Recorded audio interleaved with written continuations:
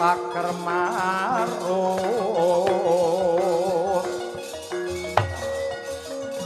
sumantri nantang pak suko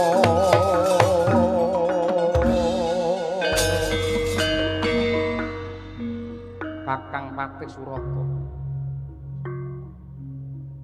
lagi wae dadi magangan anyar parandene wani merong kampuh jinggo Bambang Sumantri nantang perkara kelawan Ratu Maespati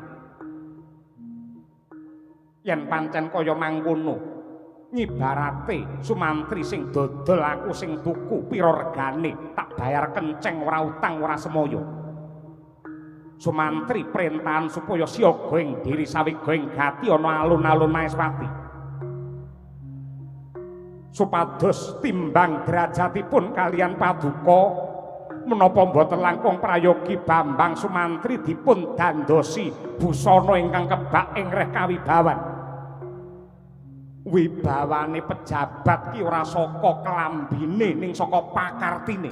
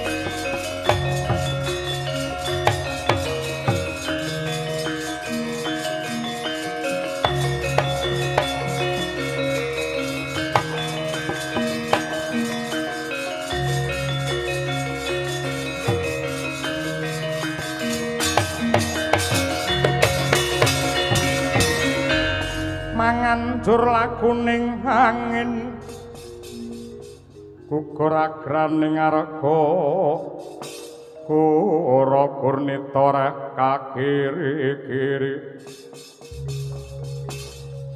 orek bumi prakem pito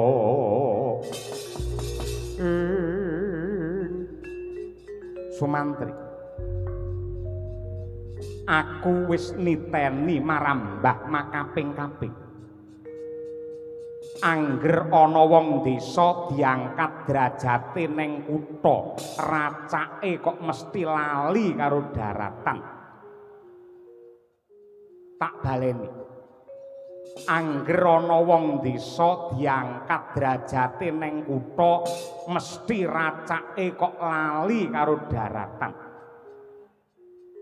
kumingsun gumendung kumalungkung ngendel-ngendelke lan watak sing kaya ngono kuwi nandhakake wong sing uripe ora kuat kederajatan ya kaya kowe kuwi aku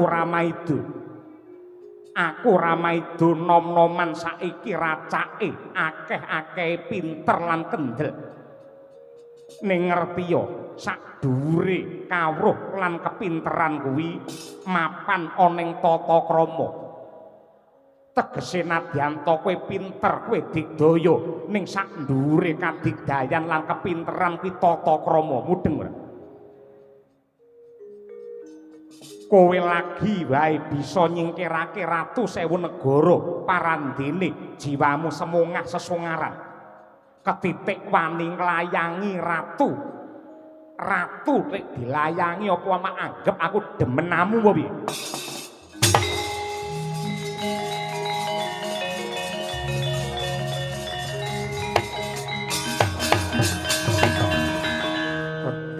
sinuwun. Sewu lepat ingkang abdi tadah wadana. Yektosipun boten wonten ceceking raos kula wantun cumampaka kalian paduka. Anggen kula tumindak murang tata nantang dumateng paduka menika. Namung ngreksa dumateng kaluhuran lan kawibawan paduka supados tiyang sak jagat ngertos bilih Ratu Maespati menika kaprawiranipun ngidap-ngidapi. Yen pancen kowe wis mudeng lamun tu Arjuna Sasra iki Ratu Perwira, sebab apa kok dadak nantang perang karo aku? Kowe tak kandhani. Negara iki bakal kropos yen ana sentana sing wani ngrogoti karo adeking ratu. Mungsuh saka njaba negara ki pancen mbebayani, ning isih luwih mbebayani yen musuhe ana sajroning kemul ingkang gubel lan crimpet nyandung kaya dapurmu. Aduh. Paduka menika pangejawantaing Sang Hyang Wisnu. Muka menawi sulap gagapi dumateng mosi ing manah kula sinuwun. Sajroning peperangan kowe ora perlu nyangking-nyangking jenenge dewa. Sawangen para prajurit lan kawula kabeh wis ngebaki alun-alun. Ngadeka sing jejeg sapa sing glundung dase. Pun pangapunten Kang.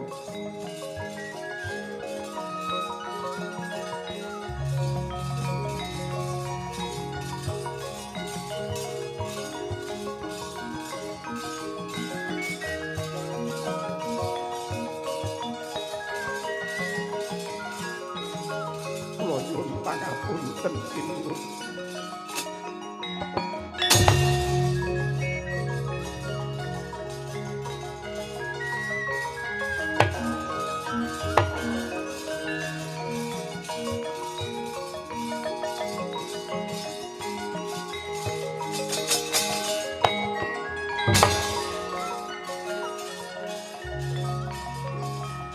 Sewu lepat tadah wadana Kanjeng.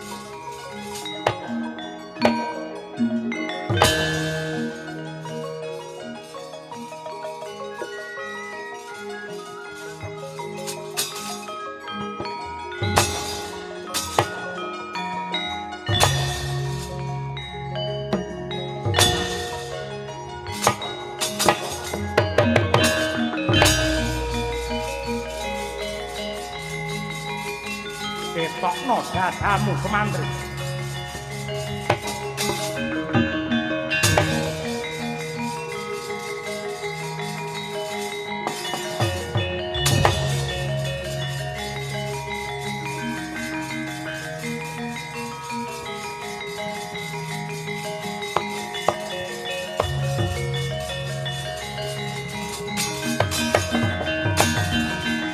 Bambang Sumantri mara kage sawangen mayuta-yuta menungsa sing kepengin nekseni marang kaprawiranmu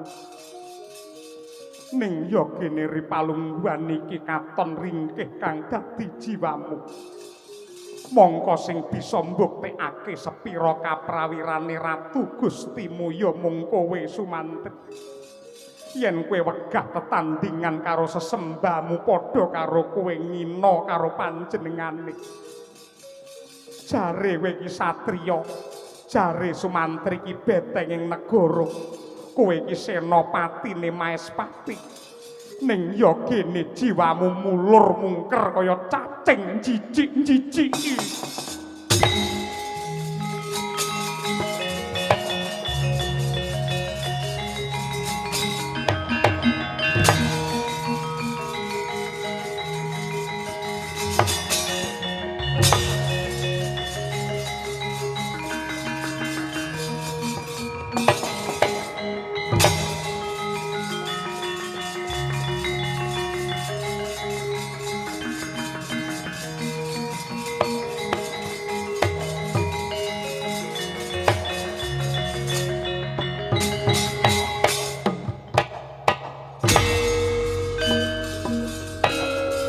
Ayo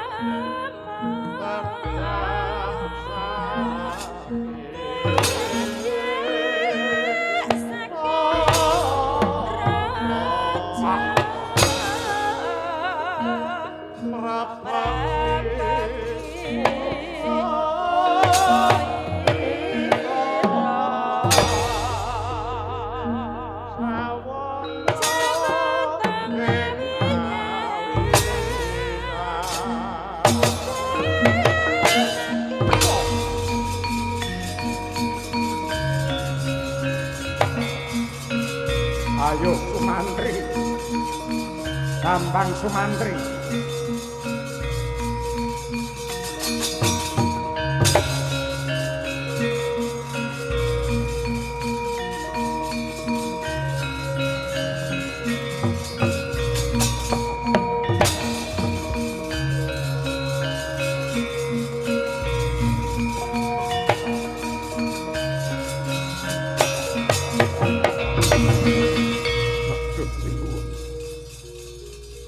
Kadigdayan kula mboten wonten sakuku ireng paridasan langit kaliyan bumi pramila samangke kula nedya pasrah bongkokan kinarya tandha panungkul kula badhe mangsulaken pusaka paduka ingkang rumiyin lair sareng kaliyan paduka nenggih senjata cakra.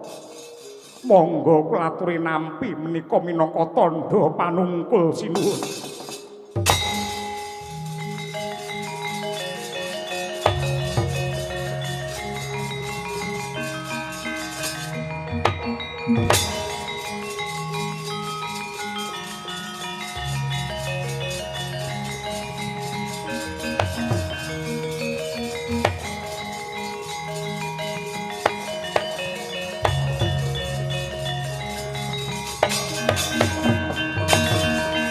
Mesem jroning wardaya anenggih Prabu Arjuna Sasra yektine kleru ing Panyakrabawa sejatine Bambang Sumantri nedya mangsulaken senjata cakra mring Ratu Maespati nanging tinerka cakra kinarya badhe merjaya dhumateng Arjuna Sasra.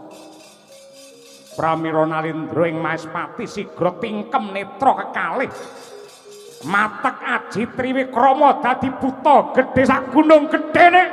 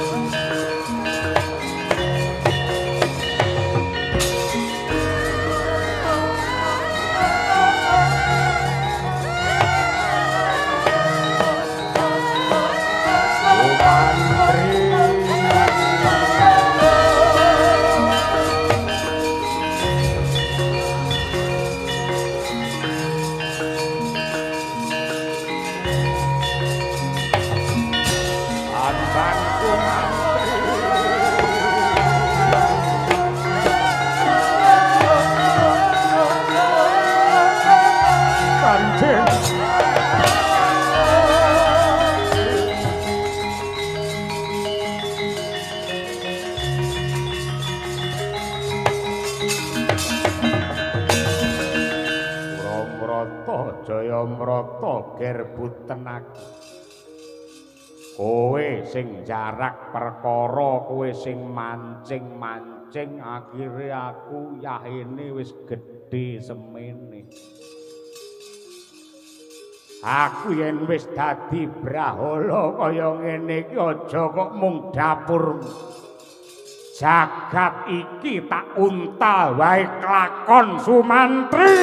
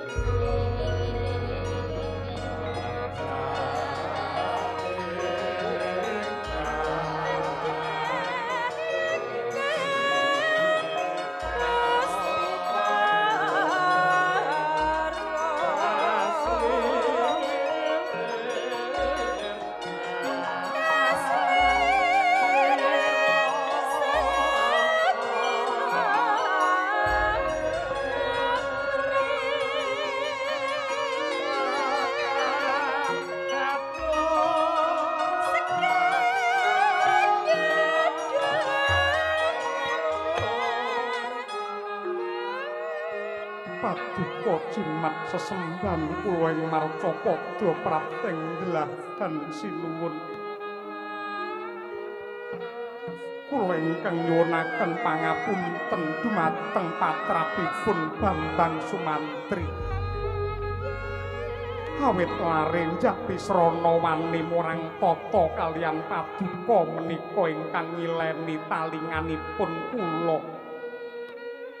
Lan boten wonten ceceking raos kula badhe nyepelekaken ateging negari Maespati. Nanging sakmangke kula pitados bilih paduka tetela socaning rat oboring jagat sinuwun.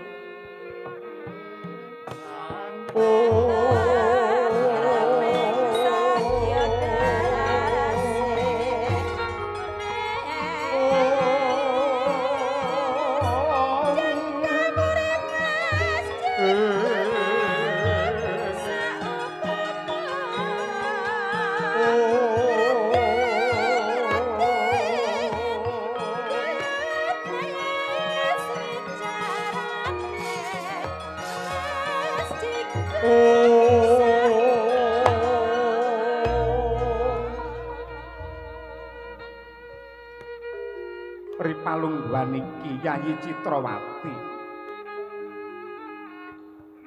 mestine wis ora ana rasa tidha-tidha lan mangu-mangu anggonmu bakal kagarwa dening Ratu Maespati iki. Muni nggih sinuwun, raos kula sampun madhep mantep. Setya bekti lair batos donya prapteng akhir. Kula kepingin setya ngabekti dumateng paduka Sang Marteng Jagat. Menggaing petang kula beja bejanipun tiyang estri menika menawi dipun palakrama kaliyan Ratu Titising Sang Hyang Wisnu. Mongko Sang Hyang Wisnu menika lenggahipun mapan wonten ing kahyuangan Untara Segara. Lan kondhangipun ing kahyuangan Untara Segara wonten taman ingkang dahat asri. Naminipun Taman Sriwedari. Benjang menapa paduka wonten longgar ing penggalih. Kula kepingin nindakaken wulan madu wonten ing Taman Sriwedari sinuwun.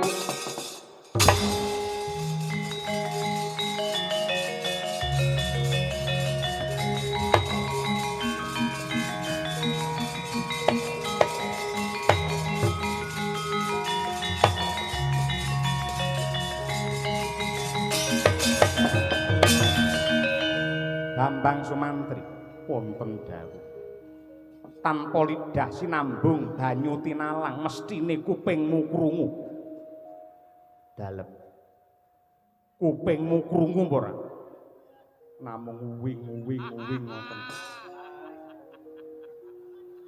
kowe tak kandhani garwaku Citrawati kepingin wulan madu mapan ana kahyangan Untara Segara lungguh ana ing Sriwedari yektine kowe kudune tak tibani hukum gantung ana alun-alun ning gandeng isih gedhe kawicaksananku kowe tak wenehi urip ning ana sarate kowe kudu bisa mboyong utawa muter giling Taman Sriwedari saka Kahyangan tekan ana ing Maespati yen kowe ora bisa mulya ning desamu macul garung luku ning kono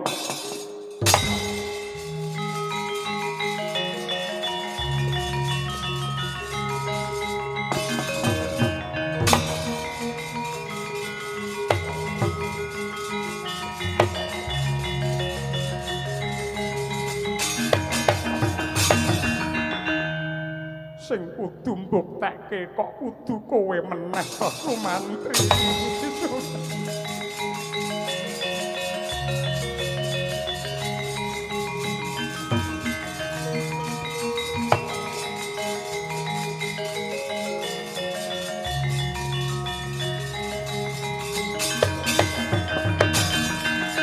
Trum dewangkara kingkin lir manguswa kang layon denya ilang memanise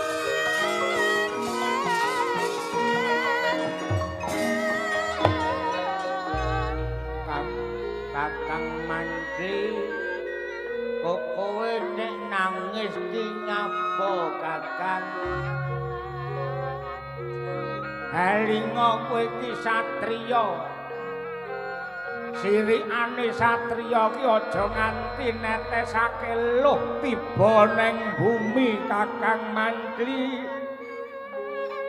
kowe aja susah kowe aja sedih kowe pengin apa Kakang Mantri adikku Sukasana aku nyangkul jejiban sing ora enteng ing atase mung dapure Bambang Sumantri diperintah Ratu Maespati supaya muter giling Taman Sriwedari nganti tekan Maespati kene kuwi barang sing muka aja kok menungso dewa wae angel kowe aja ngucap ngono neng donya ki ora ana barang sing langka waton pangeran ngeparengake mesti wae bisa dumadi aku wis kulino dolan ning Sriwedari aku wis apal karo kono engko aku tak sing rono aku tak temu karo kanca-kancaku pirang-pirang ning kono buta-buta lemu sing ngemil karo ngantukan. Mengko tak budidayane, watone kowe aja sedih, kowe aja nangis. Duwe adi sing jenenge Sukasrana ki ya sambatana. Sambatmu ya karo ndonga. Aku tak njajal muter giling Sriwedari sing penting kowe aja susah Kakang Mandi. Kowe aja sedih ya Kakang.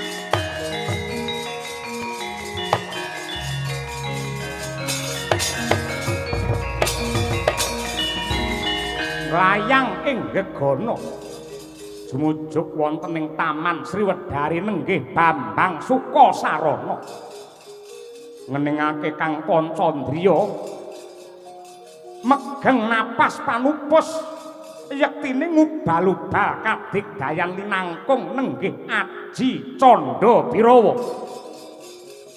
nadyanto datang kawis tingal yektine ana wewujudan buta sing cacahe ewon ngrungkat ngangkat wujuding taman Sriwedari bedol saking kahyangan Untara Segara ngleyang ning langit ngleyang ning gegana bledhek pating jedor tumuju Sriwedari marang negari Maespati.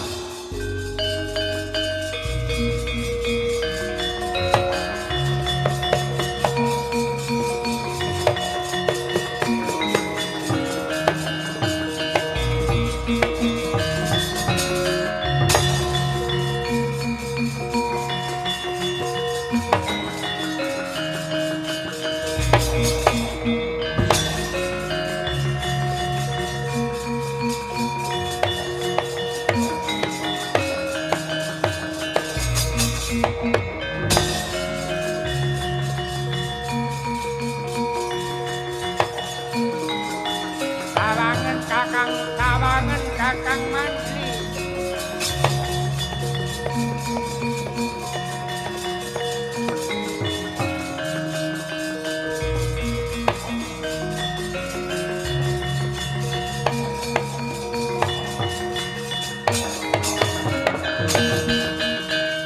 Apa kae? Ya kae sing jenenge Taman Sriwedari. Tak bedol sak ana-anane klebu pemain wayang wonge tak jak kabeh kae. Saiki mapan ana ing Maespati sing penting kowe marem kowe seneng hatiku.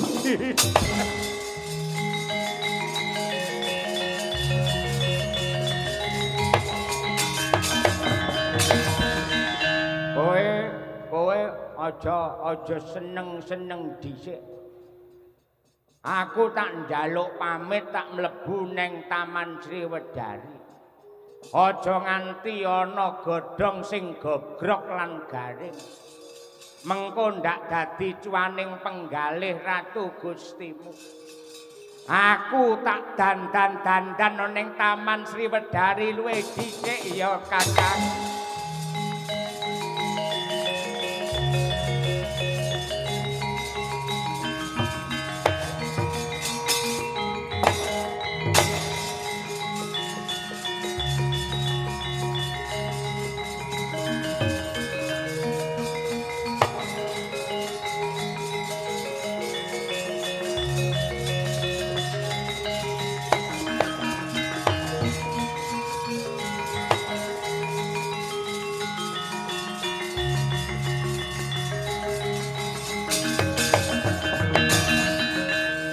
Bambang Sumantri, banget aku tarima kasih.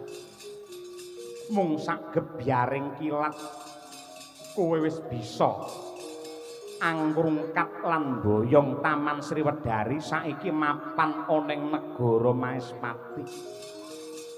Garwaning sun ya kuwi Dewi Citrawati katon rena penggalihe marem kang dadi rasane. Dheweke lagi nliti kaya apa to asrining Sriwedari.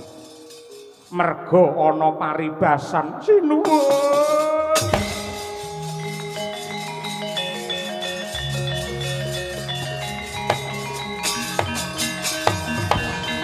Ngaturaken ketiwasan Kanjeng. Babar pisan boten duga mana. Bilih ing madyaning Taman Sriwedari wonten buta bajang ingkang ngegilani.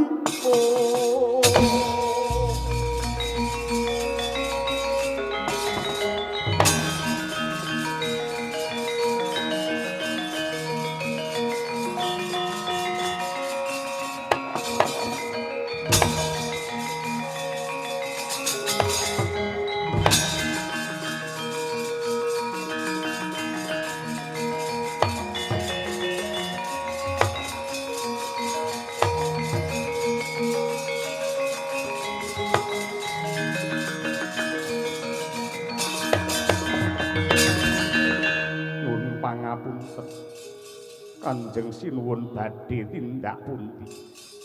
Mlebu ning Taman Sriwedari, mateni buta bajang sing gawe gila. Nuwun pangapunten paduka menika Narendra Agung.